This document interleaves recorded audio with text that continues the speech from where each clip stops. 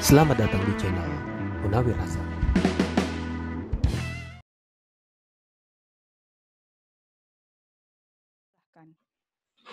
Terima kasih. Bismillahirrahmanirrahim. Assalamualaikum warahmatullahi wabarakatuh. Waalaikumsalam warahmatullahi wabarakatuh. Selamat sore, salam sejahtera untuk kita semua, salam kebajikan. Alhamdulillahirabbil alamin, assalatu wassalamu ala asrafil anbiya'i wal mursalin wa ala alihi wa sahbihi ajmain, amma ba'd. Yang saya hormati Bapak Direktur Jenderal Pendidikan Tinggi, kami dari Lembaga Pendidikan Tinggi Wilayah 9 Sulawesi menyampaikan penghargaan dan terima kasih yang sebesar-besarnya, yang setinggi-tingginya atas kesediaan Bapak Dirjen untuk bergabung pada seminar pada hari ini. Itulah sebabnya Pak Dirjen sangat antusias teman-teman sehingga kewalahan juga melayaninya. Rupanya kami punya meeting room ini baru sampai pada 500 bisa masuk, tapi di streaming di YouTube. Singkat saja saya ingin mengatakan bahwa secara garis besar kami telah berupaya semaksimal mungkin untuk mendorong semua perguruan tinggi dalam melaksanakan pembelajaran daring. Namun demikian memang kendala masih ada, tetapi paling tidak Pak Dirjen bahwa saya ingin menyampaikan perguruan tinggi yang sudah bisa menggunakan LMS berstandar Kemendikbud itu sekitar 13%. Sisanya itu ada di Google Classroom, lalu kemudian menggunakan video conference, dan yang terakhir adalah WA. Untuk video conference ini masih sangat dominan menggunakan Zoom, ada juga yang menggunakan Webex, dan sudah juga ada yang menggunakan Google Meet. Seperti itu Pak Dirjen. Nah, oleh sebab itu sangat-sangat bermakna pertemuan kita dengan Pak Dirjen pada hari ini, dan saya yakin akan memberikan kami informasi dan kemudian saran-saran untuk bagaimana agar pendidikan kita khususnya di era pandemik ini bisa tetap berjalan dengan baik, dengan target yang selalu kami sampaikan adalah jangan sampai outcome atau learning outcome-nya itu tidak tercapai. Itu yang paling intinya adalah menjaga agar learning outcome tercapai dengan masih menggunakan apa yang bisa dimiliki dulu, dan kita berharap bahwa ini menjadi spirit yang sangat besar sekali untuk kemudian bisa meneruskan upaya-upaya pembelajaran berbasis teknologi ini di masa yang akan datang atau pasca pandemi. Mudah-mudahan situasi ini cepat berlalu, namun demikian impact-nya itu bisa kita teruskan, tentunya yang impact yang baik-baik untuk pengembangan perguruan tinggi kita ke depan. Oleh sebab itu kami sangat berharap Pak Dirjen bisa memberikan saran-saran ataupun perintah bahkan kepada kami dalam rangka menyukseskan pembelajaran kita di pandemik ini dan after pandemik. Demikian, terima kasih. Assalamualaikum warahmatullahi wabarakatuh. Waalaikumsalam. Terima kasih kepada Kepala LLD Wilayah 9. Acara selanjutnya, sambutan dan arahan Direktur Jenderal Pendidikan Tinggi sekaligus membuka acara seminar dengan resmi kepada Bapak Profesor Insinyur Nizam, MSc, DIC, PhD, disilahkan.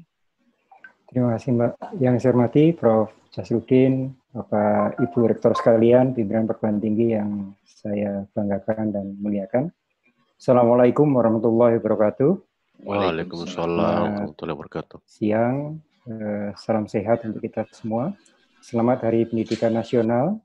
Pagi tadi kita memperingati Hari Pendidikan Nasional mengenang Ki Hajar Dewantoro yang lahir 2 Mei hampir lebih dari seabad yang lalu. Dan baru saja saya mengikuti acara dialog, ya kalau bahasa Jogjanya itu jagongan, dengan teman-teman dari Taman Siswa untuk melihat kembali pemikiran-pemikiran dari Ki Hajar Dewantoro yang sebetulnya jauh melampaui zamannya.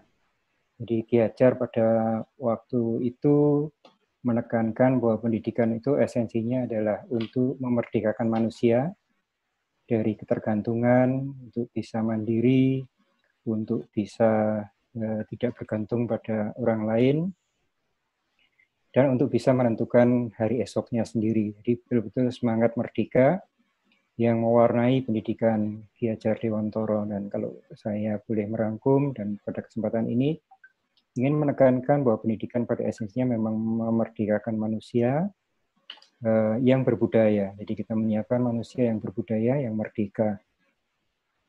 Merdeka dalam arti yang sangat luas, bahwa saat pandemi ini kita merasakan betul bagaimana kita sebagai bangsa ini sangat bergantung pada impor alat kesehatan. Mulai dari alat untuk mengambil sampel COVID-19, alat untuk mengemas virus itu ke dalam plastik yang aman supaya bisa ditransport, sampai ke ventilator semuanya impor. Jadi ini kita belum merdeka. Tugas kita lah pendidikan untuk menyiapkan para mahasiswa kita menjadi insan merdeka yang akan membangun kemerdekaan kedaulatan bangsa ke depan. Jadi izinkan saya sedikit sharing tentang apa yang terjadi di pendidikan tinggi selama 2 bulan ini. Saya mungkin akan cepat saja di sini karena saya lebih banyak nanti ingin mendengar dari teman-teman sekalian.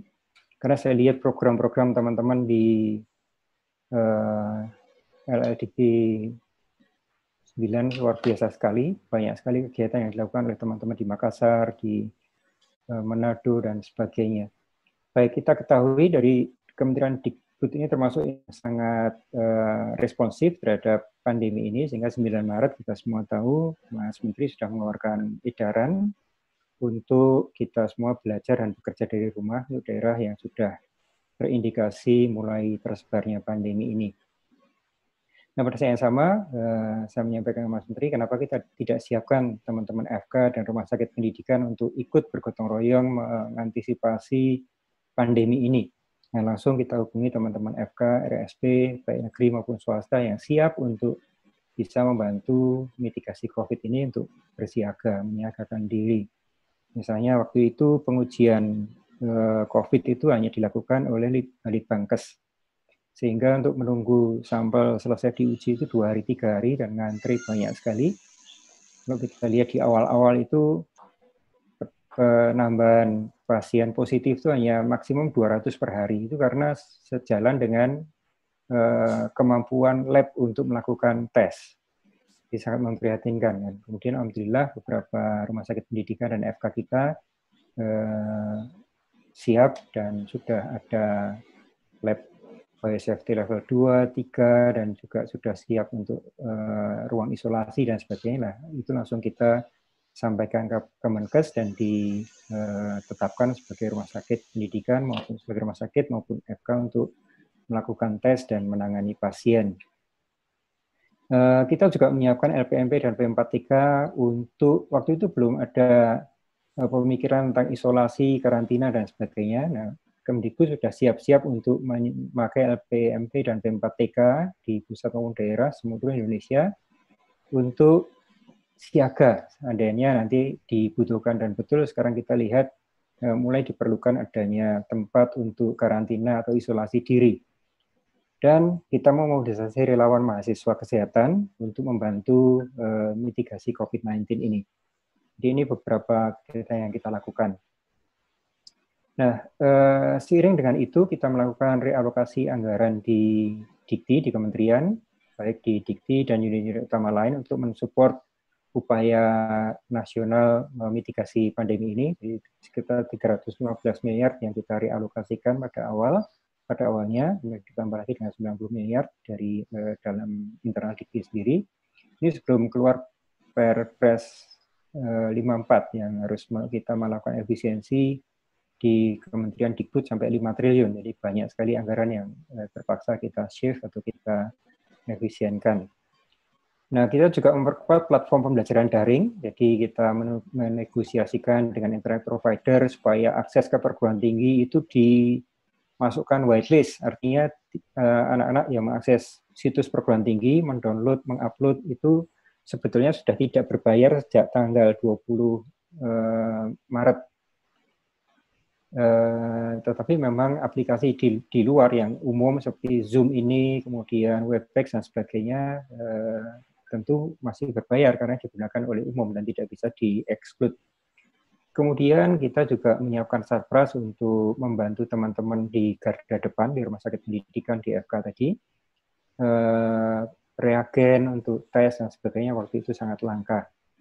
Kemudian kita memobilisasi relawan tadi, bekerja sama dengan Ikatan Senat Mahasiswa Kedokteran Indonesia. Saat ini sudah 15.000 relawan yang mendaftarkan diri dari mahasiswa yang mendaftarkan diri untuk ikut bersama-sama bergotong royong di dalam mitigasi pandemi ini. Kemudian kita mengirimkan surat edaran pada rekan-rekan pimpinan perguruan tinggi sekalian, himbauan untuk membantu mahasiswa, karena dengan pembelajaran dari rumah itu tentu ada efisiensi yang bisa kita hemat dari operasional di kampus. Nah itu kami mohon untuk bisa dialihkan membantu adik-adik mahasiswa yang membutuhkan bantuan, misalnya pulsa, kemudian yang tidak pulang kampung, kesulitan logistik dan sebagainya bisa dibantu. Dan alhamdulillah respons dari teman-teman luar biasa sekali. Apresiasi kami untuk rekan-rekan pimpinan perguruan tinggi yang sangat cepat dan peduli melakukan ini. Saya sebagai masih merangkap pendidikan Fakultas Teknik, kami juga sepakat digantikan di UGM itu langsung menghibahkan 2 bulan gaji untuk membantu adik-adik mahasiswa. Itu diikuti oleh dosen dan karyawan yang lain. Kemudian kita juga mendorong perguruan tinggi untuk melakukan riset terapan dan pengabdian masyarakat untuk COVID-19. Jadi ini kita selaraskan dengan spirit atau semangat Merdeka Belajar, Kampus Merdeka. Kita dorong tidak hanya mahasiswa yang di kedokteran dan di bidang kesehatan, tapi juga mahasiswa teknik bisa memanfaatkan aktivitas kemanusiaan itu untuk nanti disetarakan dengan SKS. Entah itu menggantikan KKN, atau menggantikan praktek lapangan, atau hal-hal yang terkait dengan kompetensinya itu bisa dilakukan. Jadi ini gambaran tentang kita punya COVID-19 Center di Kemdikbud untuk mobilisasi relawan ini dan juga untuk pembelajaran daring. Ini laman yang bisa diakses oleh masyarakat luas. Jadi relawan.kemdikbud.go.id untuk ini menjadi platform antara relawan dan masyarakat. Jadi masyarakat yang ragu-ragu, saya kok demam, ini sebetulnya harus ke rumah sakit atau cukup istirahat di rumah. Nah ini bisa masuk ke laman ini, kemudian nanti melakukan self-screening, dan di ujung self-screening itu akan bisa ketemu dengan mahasiswa relawan. Jadi kalau nanti memang ada indikasi yang perlu mendapatkan penanganan lanjut, nanti bisa didampingi oleh relawan untuk komunikasi, untuk diarahkan apa yang harus dilakukan, konsultasi dan sebagainya itu dilakukan melalui laman Rekon ini. Jadi relawan tadi sebagian sekitar 1.500 itu yang sudah lulus pendidikan dokternya, itu kita BKU-kan ke teman-teman Kemenkes karena langsung dibutuhkan di pusat-pusat penanganan COVID, kemudian nurse dan sebagainya langsung di BKU-kan waktu itu terutama untuk di Wisma Atlet. Tapi yang sebagian besar mahasiswa karena belum bisa berhubungan dengan pasien, maka mereka ini melakukan bantuan dalam bentuk aktivitas-aktivitas yang promotif dan preventif serta KIE, jadi komunikasi, informasi dan edukasi untuk masyarakat. Kemudian RSP dan FK ini ada 26 RSP dan FK, mula-mula yang negeri yang sudah lebih siap, tapi juga diikuti oleh teman-teman PTS. Kami sampaikan apresiasi dari PTS juga berkenan untuk membantu upaya bersama memitigasi COVID ini, sehingga kami masukkan dan daftarkan ke Kemenkes untuk bisa ditetapkan sebagai rumah sakit untuk COVID Center maupun juga lab yang sudah siap untuk bisa melakukan tes COVID-19. Dan dari Kemdikbud kita berikan bantuan dalam bentuk APD, dalam bentuk reagen, dan dukungan-dukungan lain yang dibutuhkan oleh teman-teman di garda depan tersebut. Kemudian ini informasi pengadaan-pengadaan untuk dukungan tadi. Kemudian ini gambaran tentang kebutuhan sarana prasarana dan apa yang kita upayakan. Misalnya kita menambah ruang isolasi, dan saat ini kapasitas rumah sakit pendidikan yang dipakai sebagai center untuk COVID ini bisa meningkat sampai 5 kali lipat dari sebelumnya. Reagen yang sangat susah dicari, kita berhasil mendatangkan sekitar 150.000 reagen untuk tes COVID dan kita distribusikan ke fakultas-fakultas kedokteran dan RSP yang siap menjadi tempat untuk tes. Relawan ini luar biasa sekali, jadi adik-adik mahasiswa dengan sangat bersemangat, dalam 3 hari itu terkumpul 15.000 relawan.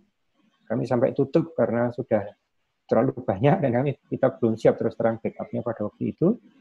Nah, kita lakukan pelatihan untuk mereka 3 hari penuh, pelatihan dari WHO, dari Kemenkes, dari Ikatan Dokter Spesialis, hingga adik-adik itu tidak hanya sebagai relawan tapi juga menambah ilmunya, jadi menambah kompetensinya, dan mereka kita terjunkan melalui teman-teman IT di 6 wilayah IT atau di 34 provinsi di Indonesia.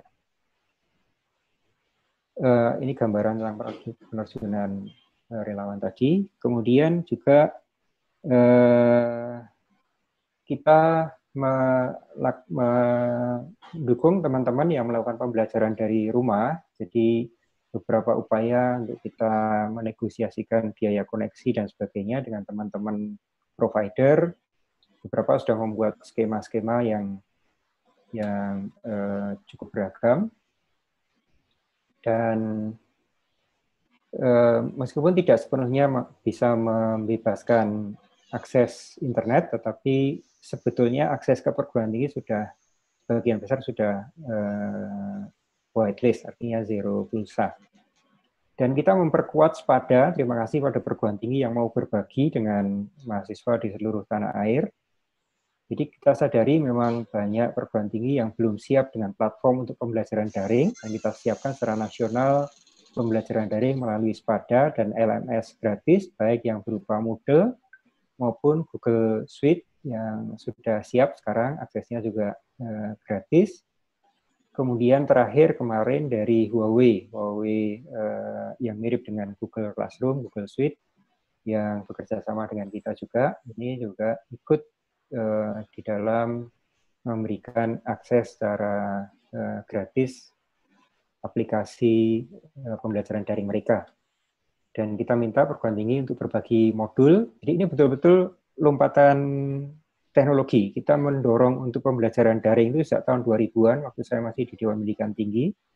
Kita dulu ada Inherent, ada GDLN Indonesia, ada berbagai macam inisiatif untuk melakukan pembelajaran daring, tapi susah sekali untuk mendorong teman-teman memanfaatkan teknologi.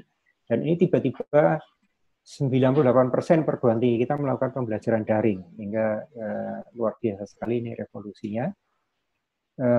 Kemudian juga meringankan biaya pulsa dan sebagainya kita lakukan bersama-sama.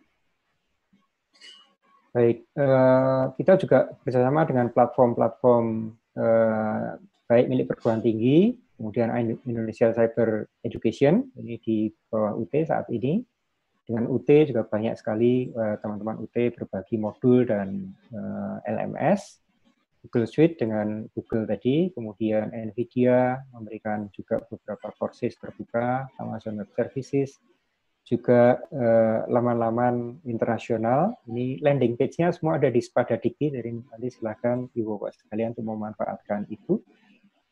Ini SPADA, di para penyedia layanan bisa menyediakan, kita minta untuk menyediakan aksesnya melalui SPADA secara cuma-cuma untuk dimanfaatkan secara nasional.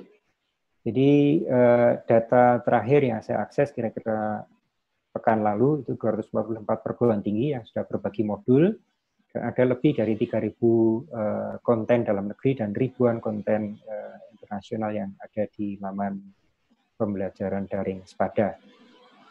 Nah, ini yang juga sangat menarik, jadi dalam keterpaksaan dan mungkin kebosanan diam di rumah, ini teman-teman justru sangat kreatif. Kita lihat teman-teman secara sukarela melakukan berbagai riset terapan yang kemudian beberapa membentuk konsorsium. Ini juga voluntary saja, jadi tidak dibiayai, tidak diiming-imingi dana dan sebagainya, langsung semua sukarela mengeroyok kegiatan riset bersama-sama, bahkan dari Ristek itu sampai sekarang yang waktu itu menjanjikan ada pendanaan, tapi sampai sekarang juga belum ada pendanaan.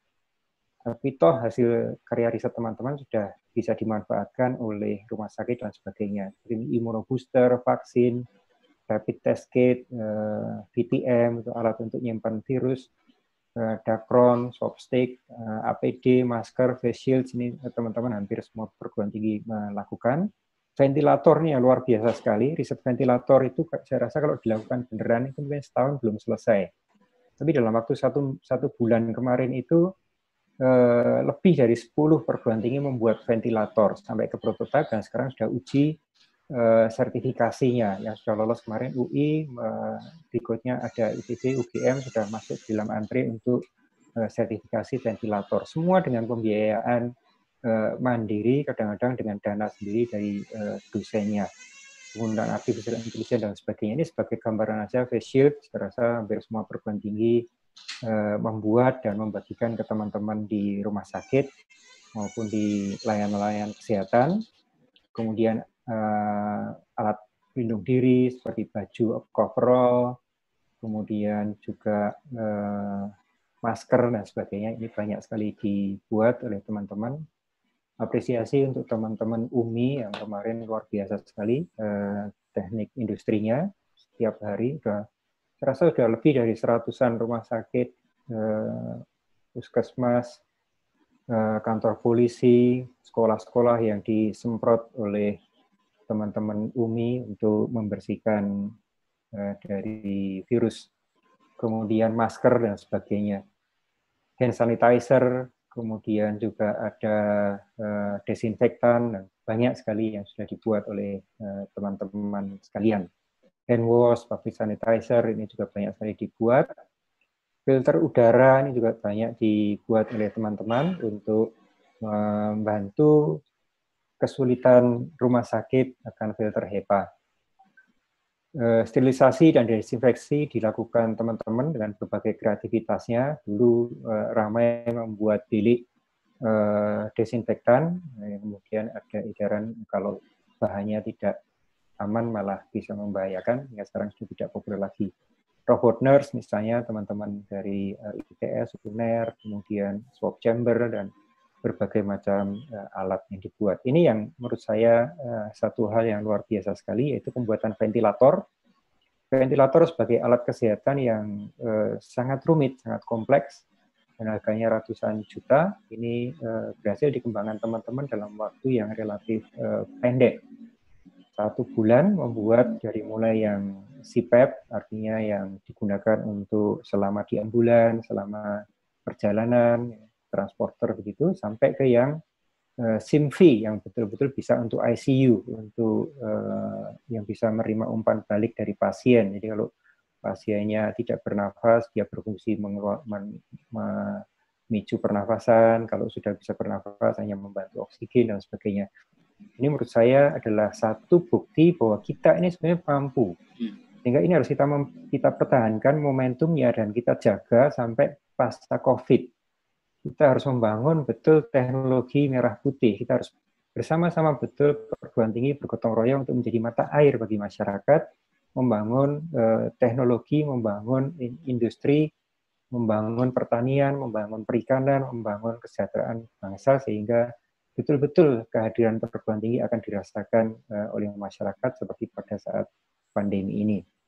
Ini beberapa inovasi untuk sterilisasi, metode baru untuk mendeteksi COVID dan sebagainya. Ini luar biasa sekali. Penggunaan artificial intelligence untuk melakukan tracing, untuk melakukan analisa image. Jadi ini sungguh-sungguh sesuatu yang blessing in disguise yang harus kita pertahankan ke depan. Pembelajaran dari rumah, ini kita lakukan survei di awal April kemarin, itu dari 237 responden, jadi cukup representatif dari Sabang sampai Merauke.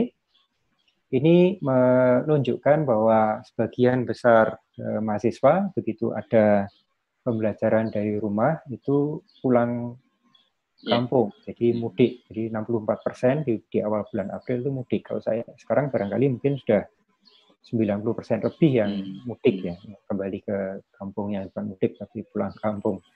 Kemudian juga kita lihat, toh demikian masih ada juga yang tinggal di kos. Jadi ini yang kita lihat yang masih tinggal di kos-kosan itu masih cukup tinggi juga, yang dari yang 36% ini yang masih tinggal di kos itu 60%. Jadi dari 36,6% ini sebagian besar adalah tinggal di kos dan tempat lain. Sehingga itulah yang kemudian mendorong kami untuk mengirim surat edaran ke teman-teman sekalian untuk ikut memikirkan juga masalah logistik dari adik-adik yang masih tinggal di asrama dan tempat kos. Nah, ini yang mengembirakan, 95% dari kita semua sudah melakukan pembelajaran daring. Dadakan bisa menggunakan pembelajaran daring. Kalau harus kita lakukan pelatihan, training, barangkali setahun tidak selesai, ini seminggu tiba-tiba semua bisa melakukan pembelajaran daring. Jadi 98% dari dosen kita sudah bisa melakukan pembelajaran daring hanya karena dipaksa oleh keadaan. Dan ini yang menarik, adik-adik sekalian, mahasiswa itu menggunakan terutama HP, jadi handphone menjadi lebih produktif. Jadi tidak hanya untuk komunikasi, tapi juga untuk pembelajaran. Dan kita lihat memang sekali lagi pembelajaran internetnya pun juga menggunakan tethering dari HP, kalaupun menggunakan komputer pun juga menggunakan tethering dari HP. Dan ini gambaran tentang bagaimana dosen melakukan pembelajaran selama masa pandemi ini, yang melakukan tatap muka interaktif dengan Webex, Zoom yang banyak menghabiskan pulsa itu sekitar 20%, dan yang 35% yang menggunakan moda-moda yang lebih hemat pulsa, dan 39% campuran. Jadi di awal-awal mungkin kita masih euforia, jadi semua pakai Zoom, pakai Webex, tapi senarai dengan berjalannya waktu, maka sudah lebih kreatif dosen maupun mahasiswanya dalam berinteraksi.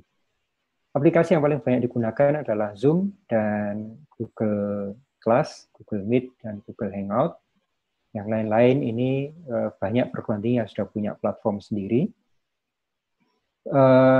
Ini kita lihat kesiapan dari mahasiswa untuk mengikuti pembelajaran daring itu ternyata lumayan tinggi ya, 60% kira-kira itu sudah siap, hampir 70% itu sudah siap dengan pembelajaran daring, yang menyatakan masih kurang siap hanya sekitar 30-an%. Jadi ini keadaan memaksa seseorang menjadi siap mendadak siap.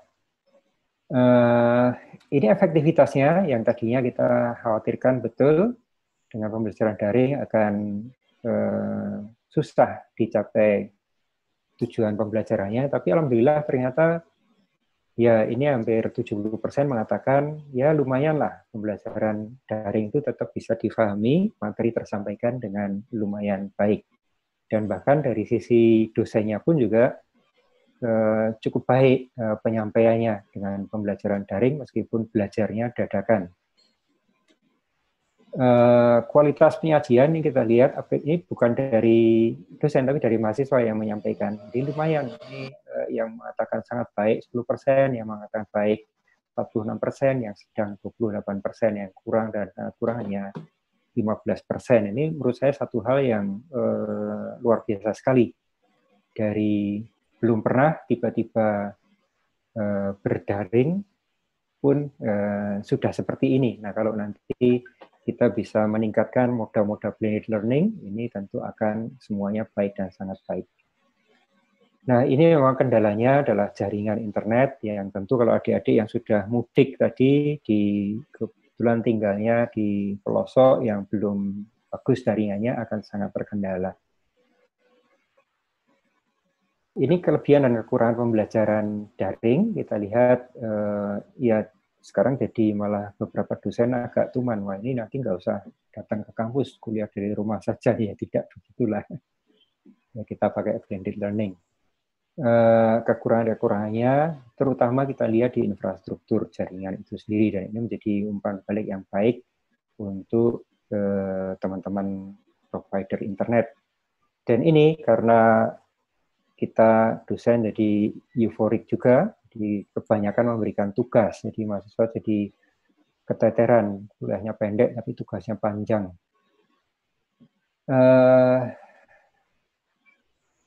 Namun demikian, toh adik-adik tetap merasakan bahwa berinteraksi langsung dengan dosen masih lebih baik dibandingkan dengan sepenuhnya daring. Sehingga mungkin ke depan perlu kita maintain ini dalam bentuk blended learning. Kalau selama ini di media banyak dikeluhkan tentang biaya yang tinggi dengan pembelajaran daring, dari hasil survei itu sebetulnya spending adik-adik mahasiswa antara 10.000 sampai 400.000 per bulan, dan modusnya ada di angka sekitar Rp100.000 per bulan. Mudah-mudahan ini tidak mendiscourage kita untuk memanfaatkan pembelajaran daring ke depan. Baik, jadi itu mungkin sedikit sharing saya. Sekali lagi apresiasi saya untuk rekan-rekan sekalian, terutama Ibu Bapak pimpinan perguruan tinggi sekalian dan teman-teman dari Dikti yang juga sangat responsif dan sangat gesit di dalam mengkoordinasi.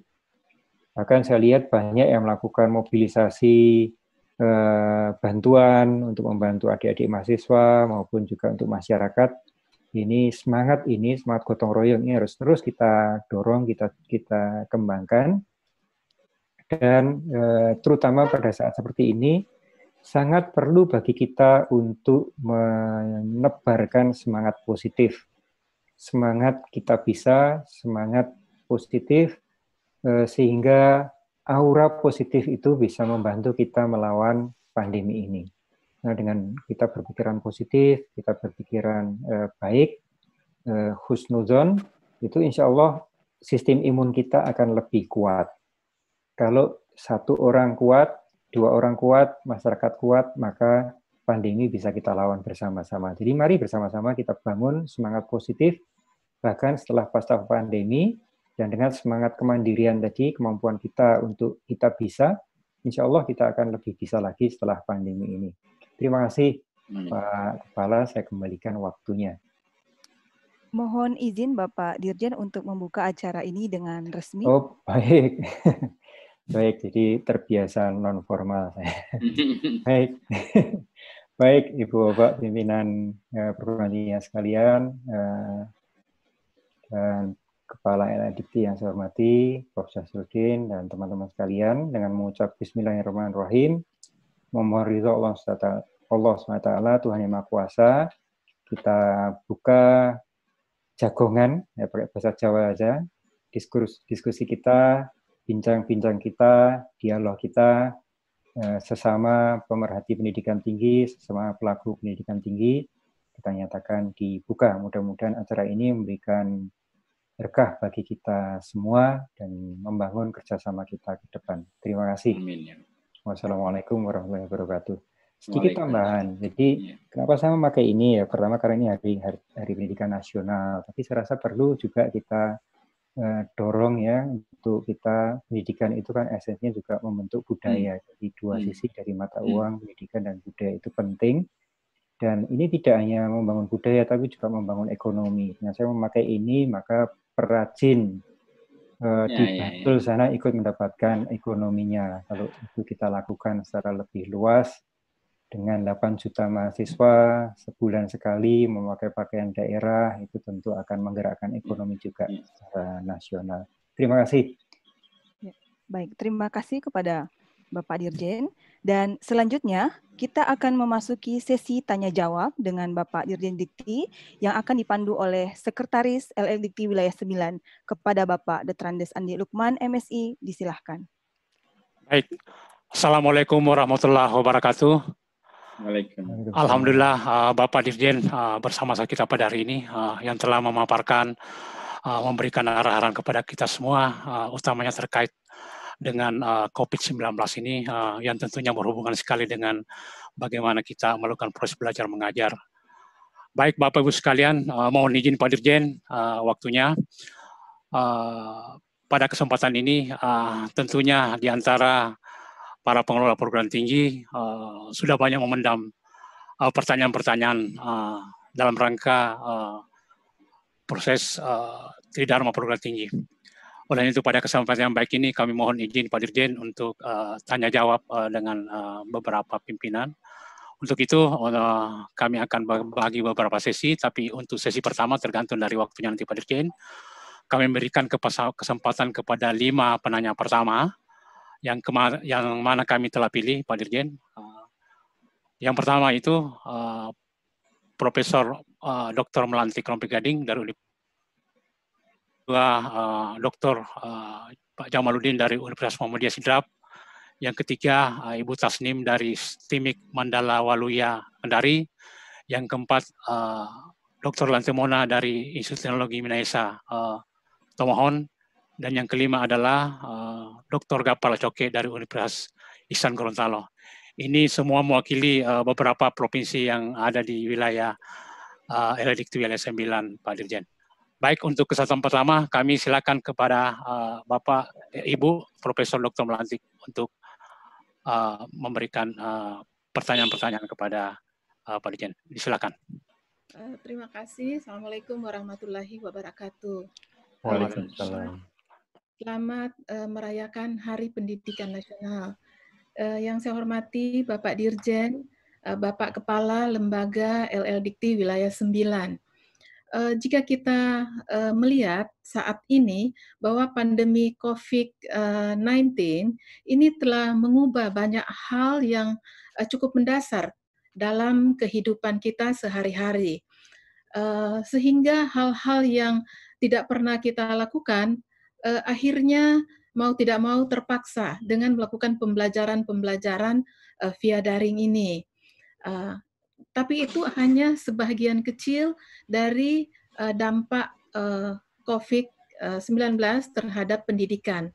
Nah, yang ingin saya tanyakan kepada Pak Dirjen, bagaimana proyeksi dari Pak Dirjen terkait situasi dan dinamika dunia pendidikan tinggi di Indonesia pasca pandemi COVID-19 ini. Terima kasih, Prof. Lanjut ke Pak Dr. Jamaluddin, silakan.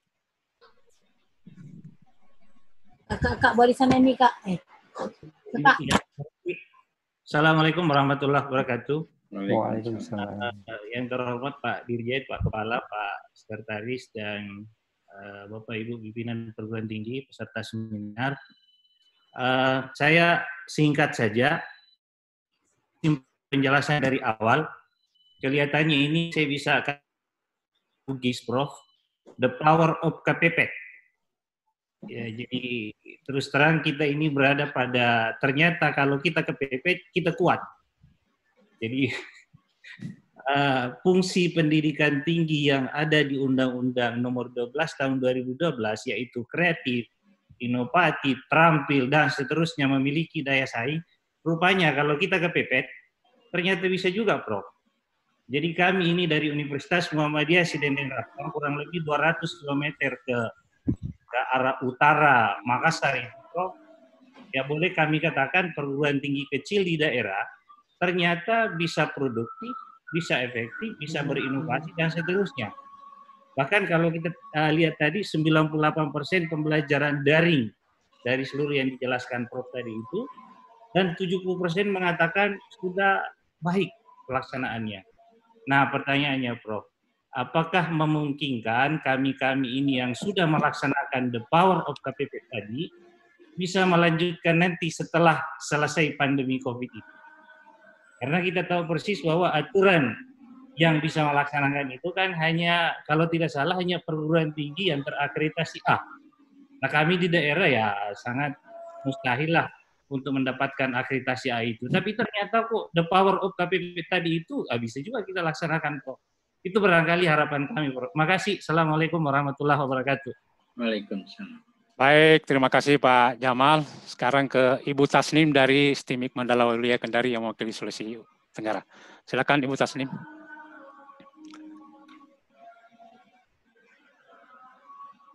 Baik, terima kasih kepada Bapak Sekretaris LL Dikti Wilayah 9. Assalamualaikum warahmatullahi wabarakatuh. Yang terhormat Bapak Dirjen Perguruan Tinggi, Bapak Ilham. Perkenalkan saya Ketua Stikes Mandala Waluya Kendari. Berkaitan dengan kondisi perguruan tinggi khususnya di wilayah timur Indonesia, tentunya kita sama-sama merasakan bahwa ada satu perbedaan dengan antara perguruan tinggi di wilayah timur dengan dibandingkan dengan di Pulau Jawa. Nah, untuk kondisi yang seperti ini, apakah ada dari program Dirjen Pendidikan Tinggi untuk meningkatkan kapasitas atau kualitas serta tata kelola perguruan tinggi di wilayah timur Indonesia, khususnya di wilayah Sulawesi? Demikian pertanyaan kami. Kami kembalikan kepada Sekretaris Wilayah. Baik, terima kasih Ibu Tasnim. Selanjutnya kepada Bapak Dr. Lantemona dari Institut Teknologi Minahasa. Silakan Pak. Ya, terima kasih Pak Siswal. Assalamualaikum warahmatullahi wabarakatuh. Terima kasih kepada Pak Kepala dari DIT yang sudah memberikan kesempatan kepada saya. Pak Dirjen yang saya hormati, saya sedikit bukan tentang materi ini, tapi saya ingin tanyakan bahwa melalui Permendikbud nomor 4 tahun 2020, itu Kementerian memberikan kemudahan bahkan insentif kepada PTN Satker dan PTN BLU untuk bertransformasi menjadi PTN berbadan hukum. Yang menjadi pertanyaan saya Pak Dirjen adalah bagaimana kemudian Dirjen Dikti memastikan kebijakan ini tidak berdampak pada PTS dalam konteks tidak adanya dikotomi antara PTN dan PTS. Demikian pertanyaan saya Pak. Terima kasih. Terima kasih, sangat singkat. Selanjutnya kepada Bapak Dr. Gapar Lecoke dari Rektor Universitas Ihsan Gorontalo. Silakan Pak Gapar. Bismillahirrahmanirrahim. Assalamualaikum warahmatullahi wabarakatuh. Waalaikumsalam. Terlebih dahulu saya mengucapkan selamat kepada kita Insan Pendidikan Hari Nasional tanggal 2 Mei. Pak Prof yang saya hormati, kita semua yang kami muliakan.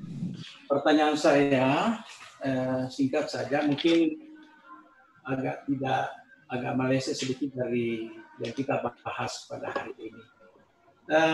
Salah satu poin yang pernah atau kebijaksanaan yang pernah disampaikan Mendikbud Nadiem Makarim, yaitu kebijaksanaan dosen dibebaskan dari birokrasi yang berbelit-belit. Itu Prof. Nah, pertanyaan saya, apa saja strategi yang diambil secara konkret dari Dirjen Dikti terkait membebaskan dosen dari birokrasi yang berbelit-belit agar kemudian dosen ini betul-betul dapat berperan sebagai penggerak pendidikan di masa yang akan datang. Terima kasih Prof. Assalamualaikum warahmatullahi wabarakatuh. Waalaikumsalam. Baik, terima kasih. Itulah tadi 5 penanya pertama. Kepada Bapak Dirjen untuk memberikan tanggapan. Silakan, Prof. Baik, terima kasih. Pertama Bu melantik ya bagaimana proyeksi pasca pandemi. Jadi ya apa yang menjadi pelajaran kita, pembelajaran selama pandemi ini tentu harus kita petik pembelajarannya ya. Salah satunya ya pola hidup sehat itu kan harus kita jaga dan kita maintain betul. Kemudian tadi semangat untuk mandiri, bahwa kita bisa praktek-praktek baik yang kita lakukan, itu bisa kita teruskan. Tadi dari survei tadi kita lihat bahwa pembelajaran daring cukup efektif, tapi ketika kita tanya pada mahasiswa, bagus mana antara yang fisik langsung ketemu dengan yang melalui daring, masih hampir 90% mengatakan yang fisik masih lebih baik daripada daring.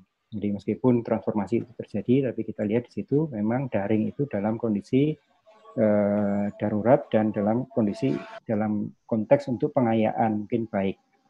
Sehingga ke depan barangkali kita bisa mengembangkan lebih lanjut untuk model-model blended learning. Jadi tidak sepenuhnya pembelajaran daring full, tetapi kita bisa memperkaya pembelajaran pada mahasiswa melalui modul-modul yang tersedia di internet, maupun juga kita bisa saling berbagi kuliah antar satu perguruan tinggi dengan perguruan tinggi yang lain. Ini bagian dari spirit dari Kampus Merdeka Belajar.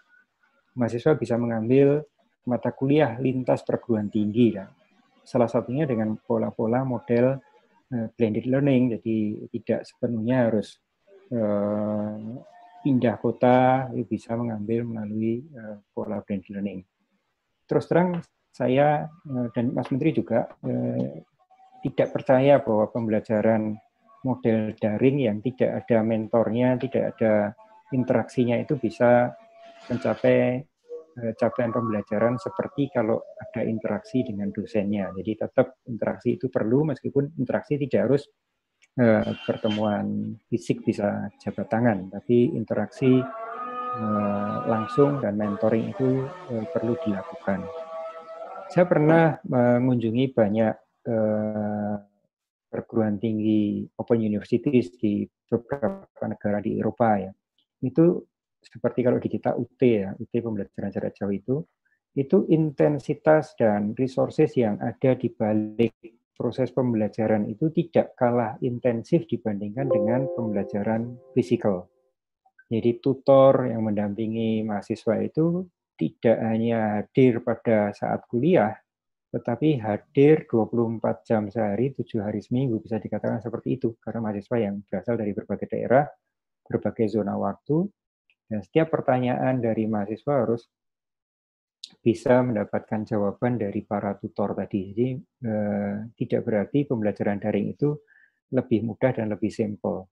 Menyiapkan modul untuk di-deliver di media daring itu sebetulnya jauh lebih sulit dibandingkan dengan menyiapkan modul untuk pembelajaran di dalam kelas. Nah, ini yang kadang-kadang belum kita sadari. Jadi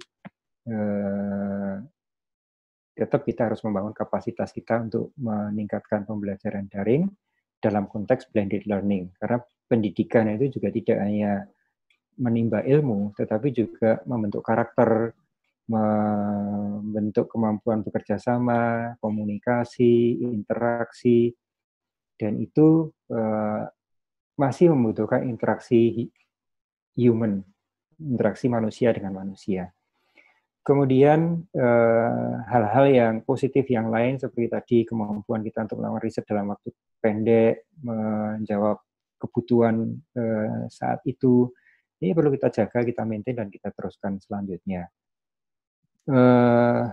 Pola hidup sehat tentu harus juga kita pertahankan. Pak Dr. Jamaluddin, jadi ya the power of kepepet ini harus kita pertahankan. Jadi kalau tidak kepepet harusnya powernya bisa berlipat ganda dari yang saat kepepet ya, bukan sebaliknya. Pembelajaran daring tadi saya sampaikan blended learning itu sangat kita dorong, dan dengan Permenristek Dikti tahun lalu itu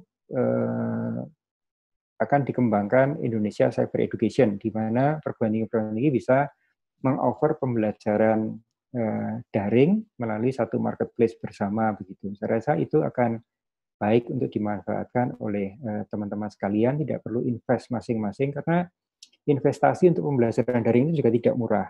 Sekali lagi membutuhkan pembelajaran daring yang beneran ya, itu membutuhkan resources yang tidak sedikit. Nah, kalau kita bisa sharing platform, maka itu akan jauh lebih efisien dibandingkan dengan masing-masing mengembangkan sendiri-sendiri. Jadi dimungkinkan untuk mengoffer pembelajaran daring, tapi tidak perlu masing-masing membuat sendiri open university. Tasnim dari Stikes, penguatan untuk PT Wilayah Timur tentu menjadi perhatian besar dari pemerintah. Kalau kita lihat keberadaan LL Dikti di hampir semua wilayah, ini kan salah satu upaya pemerintah untuk bisa memperkuat seluruh perguruan tinggi kita, negeri maupun swasta, dan disparitas itu tidak hanya terjadi Jawa luar Jawa, di Jawa pun disparitasnya sangat tinggi. Di perguruan tinggi di Jawa itu yang kualitasnya sangat rendah juga banyak sekali, ratusan bahkan mungkin ribuan. Jadi mindset bahwa perbedaan mutu, akses dan sebagainya itu hanya Jawa luar Jawa, itu kalau kita mau melihat angka-angkanya secara lebih serius itu tidak demikian. Jadi disparitas itu ada di mana-mana, dan tugas kita bersama-sama untuk mengurangi disparitas tadi dengan meningkatkan mutu dengan cara bergandengan tangan, bergotong royong, saling berbagi dan saling menguatkan. Pak Herdianto, tentang PTN Satker dan PTN BLU menjadi PTN BH. Ini contoh sederhana. Selama COVID kemarin ini, kita kan ingin teman-teman PTN, PTS itu membantu mahasiswa dengan membelikan pulsa. Itu teman-teman PTN Satker itu yang paling kesulitan. Kenapa? Bukan karena tidak ada uangnya, tapi untuk mengalihkan anggaran belanja dari yang tadinya dipakai untuk sudah direncanakan untuk perjalanan dinas misalnya, yang pasti tidak akan terpakai, dialihkan menjadi bantuan untuk mahasiswa, itu tidak bisa serta-merta dilakukan. Harus izin melalui Kementerian Keuangan, harus diubah dulu anggarannya, harus diubah dulu satuan pembiayaannya, bahkan sampai hari ini belum selesai. Itu gambaran seberapa repotnya PTN untuk melakukan hal-hal yang sesederhana itu. Oleh karena itu, menjadikan PTN Satker sebagai PTN BH itu bukan mem-PTS-kan PTN, tapi memberikan fleksibilitas di dalam pengelolaan sehingga bisa lebih fleksibel, bisa lebih relevan dengan kebutuhan, bisa lebih meningkatkan mutu secara berkelanjutan dan tidak terkunci oleh aturan-aturan birokrasi yang sangat kaku dan memenjarakan perguruan tinggi untuk berkreasi secara baik. Jadi demikian prinsipnya. PTN BH sebagai PTN dia juga punya tanggung jawab sosial karena dia milik pemerintah, maka kewajiban untuk menerima mahasiswa dengan latar belakang ekonomi yang tidak mampu menjadi wajib, tetap harus melakukan fungsi sosialnya, tidak bisa semena-mena menetapkan tarif yang tinggi. Kalau kita bandingkan biaya ke Fakultas Kedokteran di PTN BH dengan di PTN Satker, itu sama, bahkan banyak yang lebih mahal di PTN Satker dibandingkan dengan di PTN BH. Jadi mandat untuk memberikan layanan pendidikan karena sebagai PTN itu masih sangat kental mewarnai meskipun PTN berbadan hukum, diperintah langsung dan tetap harus menjalankan mandat-mandat misi yang dari pemerintah.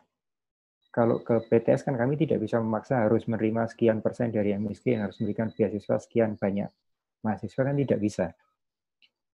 Kemudian bantuan untuk PTS itu juga saya rasa sangat besar ya, artinya kita memberikan tunjangan fungsional, tunjangan kehormatan, itu diberikan baik negeri maupun swasta. Bahkan bantuan-bantuan untuk pengembangan, meskipun pengembangan itu harusnya menjadi tanggung jawab dari penyelenggara pendidikan, itu pun juga diberikan oleh pemerintah untuk PTS.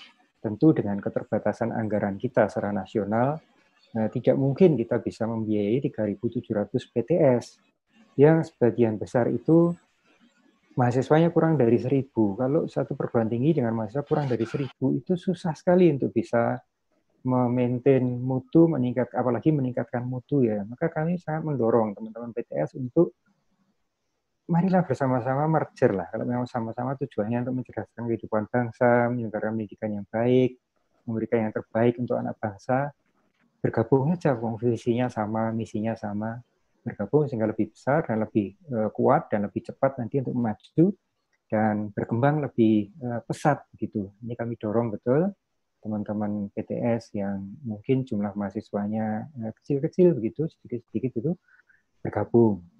Nah, kecuali memang yang di daerah yang sangat terpencil sehingga memang populasinya juga sangat kecil begitu ya, itu mungkin kondisi khusus ya, tapi secara umum perlu kita lakukan penguatan-penguatan dengan bergandengan tangan.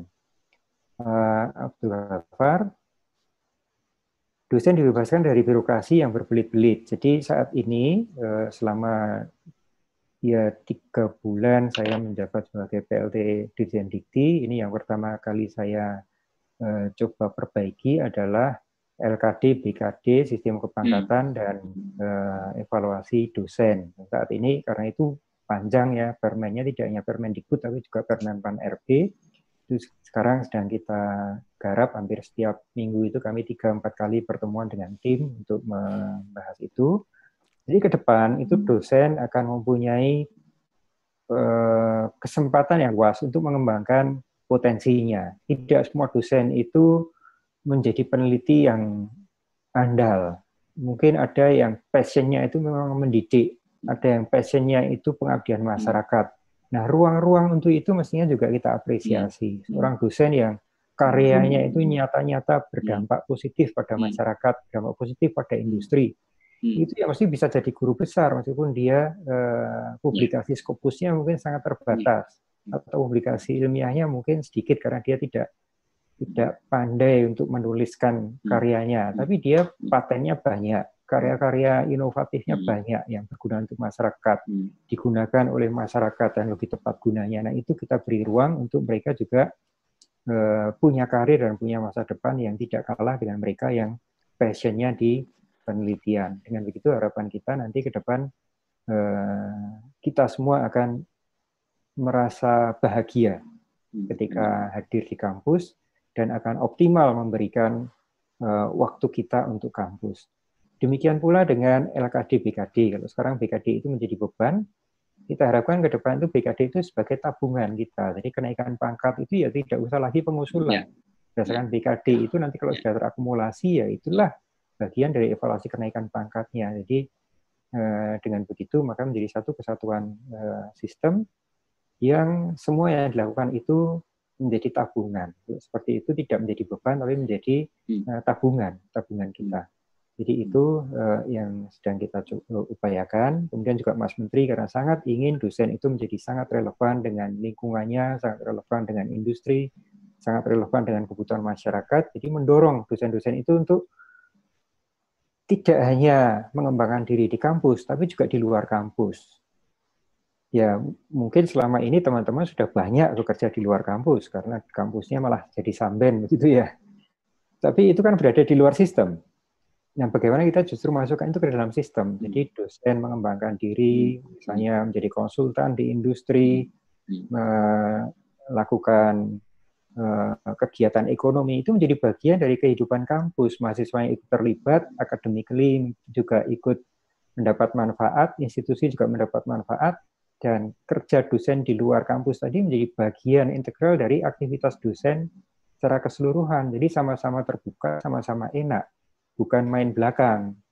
Pagi datang, absen, sudah itu hilang, kerja di mana nggak tahu, siang pulang, absen lagi. Nah ini kan jadi tidak produktif untuk dua-duanya. Ini harus kita masukkan ke dalam sistem, sehingga dosen yang bekerja di industri, bekerja di tempat lain, melakukan aktivitas-aktivitas itu menjadi bagian integral dari profesinya sebagai seorang dosen, bahkan termasuk di dalam kenaikan pangkatnya. Dan sebaliknya bagi perguruan tinggi jadi menjadi transparan. Oh, dosen saya itu nyambi kok, ya berarti penghasilannya nanti ya dari yang sambilannya itu sudah ada kontribusi sekian, dari perguruan tinggi cukup nanti berkontribusi sekian. Jadi seperti itu akan lebih sehat untuk semuanya. Baik, mungkin itu sedikit cerita tentang apa yang sedang kita rancang dan kita siapkan ke depannya. Terima kasih. Saya kembalikan ke moderator. Baik, terima kasih banyak Pak Dirjen, luar biasa arahan-arahannya. Baik, kita tahu bersama bahwa Pak Dirjen ini waktunya sangat terbatas, tetapi untuk itu kita buka sesi kedua. Namun di dalam sesi kedua ini untuk mewakili semua, saya persilakan barangkali ya kepada Bapak Kepala Lembaga Layanan Pendidikan Tinggi Wilayah 9 untuk memberikan juga kepada kita semua komentar-komentar terkait dengan kebijakan yang terjadi, tentang perkembangan yang terjadi di dalam perguruan tinggi kita, utamanya di Lelikti Wilayah 9. Kepada Bapak Profesor Dr. Jasulin, silakan. Baik, terima kasih Bapak Dirjen, Bapak Ibu pimpinan perguruan tinggi yang saya muliakan. Pertama, sekali lagi Pak Dirjen, saya menyampaikan penghargaan dan terima kasih karena sudah bersedia mengobati kerinduan teman-teman pimpinan perguruan tinggi untuk bisa berdialog langsung, bertatap muka langsung dengan Bapak Dirjen. Mudah-mudahan di masa yang akan datang tetap masih bisa kita laksanakan seperti ini, walaupun pasca pandemik. Saya kira memang tidak harus Pak Dirjen datang ke Makassar, tapi dengan seperti ini bisa kita lakukan. Dan kalau misalnya Pak Dirjen tidak terpaksa, tidak sempat, yang penting dijanji dulu Pak Dirjen. Dibahas apa waktunya, tinggal diserahkan aja ke direktur atau apalah yang bisa mewakili. Kami tidak masalah kalau seperti itu. Yang pertama. Yang kedua, Pak Dirjen, saya melaporkan, sebelum melaporkan, saya sangat mengapresiasi dengan penjelasan atau cerita yang terakhir yang Bapak sampaikan tentang bagaimana mempersiapkan agar dosen di masa yang akan datang benar-benar bisa fokus pada passionnya masing-masing. Itu saya kira satu hal yang sangat baik, dan mudah-mudahan Pak Dirjen sempat mewujudkan itu semua. Untuk itu mudah-mudahan Bapak dalam keadaan sehat terus dan dalam lindungan Allah Subhanahu wa Ta'ala. Berikutnya saya laporkan bahwa PTS di wilayah 9 ini semuanya melakukan kegiatan kegiatan sosial. Untuk pertama, kita sudah anjurkan agar memperhatikan masyarakat kampusnya dulu, dosen, mahasiswanya, kemudian kalau sudah itu keluar ke masyarakat. Itu semua melaksanakan itu. Cuman memang ada yang berbeda mazhab, Pak Dirjen. Ada mazhabnya bahwa kebaikan itu harus disampaikan, siapa tahu menjadi spirit yang lain, sedangkan yang lain menggunakan mazhab kalau tangan kanan melakukan, tangan kiri nggak usah ketahui. Tapi kita sudah sampaikan kepada semua pimpinan perguruan tinggi akan mendokumentasikan semua kegiatannya, karena nanti akan kita buat satu laporan seperti yang Pak Dirjen sudah sampaikan di grup Kepala Dikti. Mudah-mudahan menjadi laporan, kalau perlu menjadi sebuah buku masing-masing. Yang berikutnya adalah saya sangat mengapresiasi, saya ingin mengatakan, mengulangi pernyataan Pak Dirjen di depan semua pimpinan perguruan tinggi bahwa pasca pandemik semangat ini harus kita teruskan bahu-membahu, saling membantu, dan itu memang kita sudah sampaikan ke teman-teman Pak Dirjen bahwa percayalah hanya dengan harmonisasi dan kebersamaan itu kita akan bisa berkembang. Lalu kemudian kami juga memang sangat berharap Pak Dirjen bahwa pandemik ini memberikan pembelajaran buat kita bahwa ternyata ketika keadaan kepepet, yang bisa itu bukan hanya yang akreditasi A, bahkan akreditasi B. Malah di era pandemik ini ada yang akreditasi C itu mendahului akreditasi B, bahkan akreditasi A dalam mengantisipasi itu. Jadi oleh sebab itu mudah-mudahan di masa depan peraturan kita tentang siapa perguruan tinggi yang mampu atau yang boleh melaksanakan menggunakan teknologi atau pembelajaran daring atau tadi yang Pak Dirjen sering sebutkan tentang blended learning, saya kira itu memang mudah-mudahan di ke depan berbasis kesiapan dan niat baik. Seperti bahasa Pak Menteri itu sebetulnya tidak ada orang yang hebat, yang baik kalau didorong-dorong, dipaksa-paksa untuk menjadi hebat dan baik. Mestinya kehebatan, kebaikan itu datang dari dalam diri sendiri, dari dalam institusi itu sendiri. Jadi mudah-mudahan ke depan menjadi seperti itu. Kemudian juga tadi saya sangat mudah-mudahan Pak Dirjen bisa merealisasikan semua bahwa di masa depan mestinya riset-riset itu bukan riset-riset yang telah di-plotting dari kementerian, lalu kemudian orang tidak bisa melaksanakan yang lain yang sesungguhnya akan lebih bermanfaat untuk masyarakat. Dan yang paling menggembirakan tadi bahwa ketika itu bisa diapresiasi ke depan. Saya sangat setuju statement Pak Dirjen bahwa sebetulnya pemerintah itu sudah sangat banyak membantu perguruan tinggi swasta juga, diantaranya tadi seperti sertifikasi dosen, kemudian bantuan pengembangan sarana prasarana, kemudian berikan tunjangan guru besar dan seterusnya. Saya sampaikan Pak Dirjen bahwa untuk tahun ini dosen di LL Dikti wilayah 9 itu luar biasa melonjak untuk bisa lolos sampai ke tahap 5. Kurang lebih 2.000 orang dosen. Itu saya pikir-pikir, saya bilang sama Kabak, kalau lulus 50% berarti 1.000. 1.000 itu menyamai dengan prestasi kita 10 tahun sebelumnya. Gitu. Ini karena kenapa tadi itu semua sudah bersemangat, karena rupanya juga mereka baru sadar bahwa kalau dapat serdos itu kan sangat berperan untuk menambah income-nya. Demikian juga dengan guru besar kami, Pak Dirjen, ini melonjak sama sekali, sangat besar, sehingga kami sudah mengajukan hampir 100 itu untuk diperiksa ke Jakarta, walaupun memang juga kami baru membentuk sekarang yang kami sebut dengan Dewan Etik Dosen, untuk bisa men-screening agar ajuan-ajuan lektor kepala dan guru besar kami ke pusat itu bisa lebih baik lagi, sehingga tidak terlalu banyak revisi, tapi langsung dinyatakan diterima oleh kementerian. Oleh sebab itu Pak Dirjen, mudah-mudahan satu lagi Pak Dirjen, kelihatannya memang setelah ada masalah tentang kesehatan ini baru nampak bahwa fakultas kedokteran kita kayaknya yang pertama adalah memang masih kurang banyak, khususnya di kawasan timur ini. Yang kedua, mungkin memang masih kurang spesifik. Jadi kalau boleh menyarankan ke depan ini ada regulasi lagi untuk memberikan kesempatan kepada perguruan tinggi yang memang secara finansial cukup dan secara kesannya baik gitu untuk bisa membuka program studi atau fakultas kedokteran ke depan. Tetapi mungkin harus ada yang lebih spesifik lagi. Mungkin nanti fakultas kedokteran tulang, fakultas kedokteran apa, bukan hanya gigi dengan umum saja. Mungkin seperti itu harapan-harapan kita di masa depan. Yang berikutnya adalah mohon Pak Dirjen bisa mendorong penelitian integrated antar program studi, karena rupanya pandemi itu juga mengajarkan kita bahwa orang teknik malah memang bisa membuat fasilitas-fasilitas kesehatan. Jujur Pak Dirjen, di awal-awalnya saya agak mengerem teman-teman yang mengembangkan misalnya disinfektan, yang mengembangkan hand sanitizer. Saya bilang, hati-hati, tolong jangan langsung disebarkan ke masyarakat jika kualitasnya itu Anda tidak yakini. Itu memang bisa. Jangan-jangan nanti dianggap hand sanitizer tapi dipakai cuci tangan lalu megang ini ternyata malah tidak berfungsi sama sekali. Nah, itulah sebabnya memang agak sedikit lambat, tapi dalam bulan-bulan kedua itu sudah bermunculan teman-teman yang sudah bisa meyakini bahwa produk-produk mereka itu memang sudah bisa dilempar ke pasaran. Nah, hal-hal seperti ini ke depan kalau kita kembangkan mudah-mudahan jangan berhenti.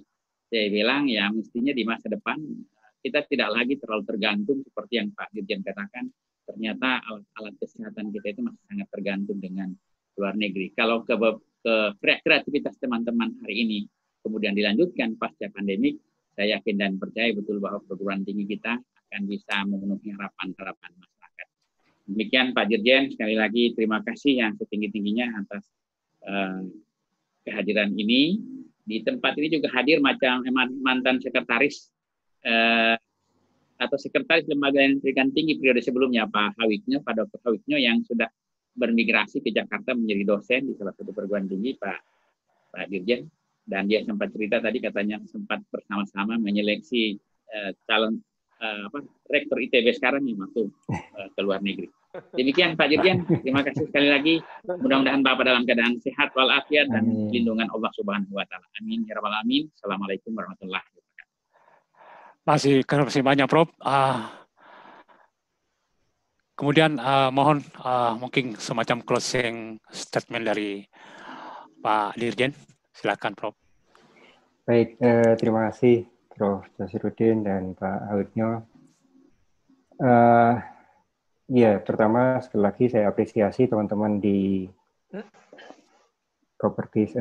Dikti wilayah 9 yang saya lihat kiprahnya luar biasa sekali di masyarakat. Jadi kalau menurut saya hal-hal positif itu patut kita tularkan. Ini bukan masalah ria, tapi lebih untuk membangun semangat kebersamaan dan positif kita. Sehingga insya Allah pahalanya double. Selama itu bukan untuk pamer ya, artinya itu memang upaya kita untuk membangun spirit positif dan kebersamaan kerjasama gotong royong kita. Kemudian tadi tentang merealisasikan apa yang tadi saya sampaikan, tentu saya tidak bisa merealisasikan, tapi yang bisa merealisasikan adalah kita bersama-sama, karena yang menjadi pelaku adalah kita semua. Jadi kalau insya Allah kalau kita bersama-sama punya semangat yang sama, punya keinginan yang sama untuk membangun bangsa ini lebih kuat, lebih makmur, lebih jaya ke depan, insya Allah kita bersama-sama akan bisa. Kemudian tentang tadi ya saat ini LLDP 9 termasuk yang sangat pesat perkembangannya, jadi dosen yang tersertifikasi Serdos maupun guru besarnya ini memang luar biasa sekali. Selamat Prof. Jasiruddin, mudah-mudahan terus bisa di-maintain. Tentang FK ini memang sangat rumit, sangat kompleks karena ini menyangkut banyak hal. Jadi pertama, profesi ini menyangkut nyawa manusia, sehingga mutunya memang betul-betul harus dikawal. Dari fakta sekarang saat ini, misalnya teman-teman di kedokteran sudah membangun sistem mutu yang menurut saya sudah sangat bagus. Ada konsil, ada ID, ada IP, ada Kementerian Kesehatan, ada Kementerian Pendidikan dalam satu skema check and balance yang sangat bagus untuk mengawal mutu lulusan. mulai dari akreditasinya sampai ke uji kompetensi lulusannya. Dan ternyata di uji kompetensi lulusan ini yang menjadi yang dari perguruan tinggi yang mungkin pembelajarannya agak kurang, itu jadi PR di akhirnya. Jadi karena pembelajaran di awalnya tidak tuntas, ketika uji kompetensi tidak lulus. Dan itu jumlahnya banyak, tapi hanya dari 1-2 perguruan tinggi.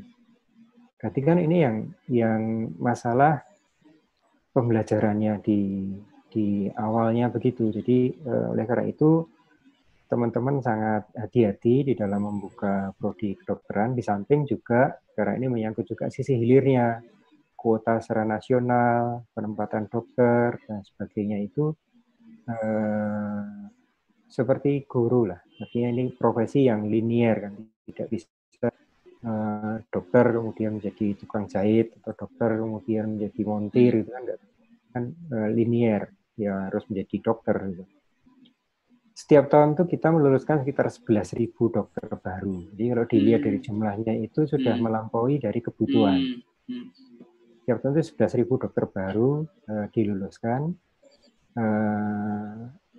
dengan berbagai rentang mutu ya. Jadi saya sampaikan kalau uji kompetensi itu kira-kira yang tidak lulus itu sampai 2.000-3.000 dan itu hanya dari perguruan itu lagi juga. Sehingga kalau dari sisi jumlah itu sebetulnya mencukupi. Tapi mungkin masalahnya mirip dengan guru, distribusinya ya mungkin kurang merata. Ini yang ke depan memang kita sedang melakukan banyak pembahasan dengan teman-teman kesehatan, Kemenkes, bagaimana antara supply, demand, dan distribusinya ini bisa lebih baik lagi ke depannya. Jadi mungkin itu, sekali lagi mari semangat gotong royong kebersamaan ini bisa terus kita jaga, semangat untuk membangun kemerdekaan kita sebagai bangsa, merdeka secara ekonomi, merdeka secara kedaulatan teknologinya, merdeka budayanya, itu bisa kita bangun bersama-sama dan kita wujudkan bersama-sama. Insya Allah kita bisa. Baik, terima kasih. Mungkin itu yang bisa saya share dengan teman-teman. Sekali lagi apresiasi dan selamat menjalankan ibadah Ramadan. Mudah-mudahan ibadah kita selama bulan Ramadan ini mendapatkan ridho dan pahala yang berlipat ganda dari Allah SWT, Tuhan yang Maha Kuasa, dan kita bisa meningkat takwa kita di akhir Ramadan. Terima kasih. Terima kasih Pak Dirjen.